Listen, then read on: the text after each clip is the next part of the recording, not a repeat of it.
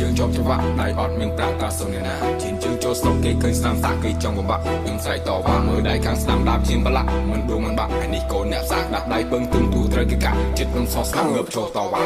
ចំដើរដល់ឆ្ងាយជើងជាប់ច្រវាក់ដៃអត់មានប្រាក់តាសុនណាជិនជើងចូលស្រុកគេឃើញស្នាមសាក់គេចង់បំបាក់ខ្ញុំស្រែកតវ៉ាមើលដៃខាងស្ដាំដាបជាបលាក់មិនដួងមិនបាក់នេះកូនអ្នកសាក់ដាក់ដៃពឹងទឹងទូត្រូវគេកាក់ចិត្តខ្ញុំសោះស្ងាត់ងើបចូលតវ៉ាគេដែរគេហៅថាតូចអ្នកសាគេហៅថាស្រោតអានេះគេដែរគេហៅថាតូចផ្លូវយ៉ាប់ទៅដើមមករហូតអានេះគេដែរគេហៅថាតូចផ្លូវខ្ញុំទៅខ្ញុំកាត់ចកោអានេះគេដែរគេហៅថាតូចរឿងចានដែលបានបលាប់បលោចិត្តព្រៀមកាយក៏មិនស្ដាយតូចហ៊ានយកជីវិតមកដូរទីនជើងទាត់ផ្កាយដើរមកឆ្ងាយមានចម្ងាយរាប់ម៉ឺនគីឡូដើរចេញពីផ្ទះក៏ពេលហាត់បាយមិនដួលមិនបាក់នៅមានចំហកំងពេញខ្លួនដើរចេញទៅមុខមានរត់អំណាចដូចព្រាឌីកូមានដៃមកគូមានជាមកគូខ្លាចអីនឹងស៊ូបើចង់ទៅឆ្ងាយជាគុំរូបគុំដេរអ៊ូគុំទុកវាយូរប្រយ័ត្នស្ដាយបើយើងលូកចាប់ទៅចាប់ឲ្យច្បាស់មានឬកដាស់ថិតលើយើងឯងសឬក៏ខ្មៅខ្លៅឬក៏ឆៅឆ្លាតឬក៏ខ្លៅថិតលើយើងហើយ